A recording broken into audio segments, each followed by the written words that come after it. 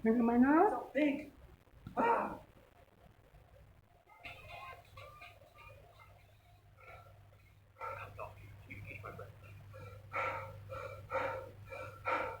That's it.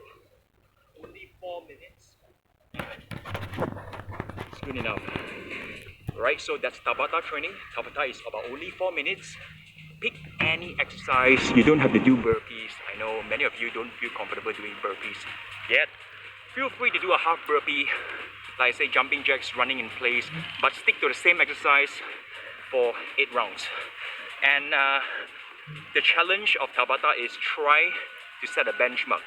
For me, I did 7 repetitions at the first round. At your first round is the benchmark round. If let's say you did 6 burpee in round 1, then try to sustain 6 burpees every round. Okay? So I hope you enjoy this challenge. Take a break because we still have work to do tomorrow.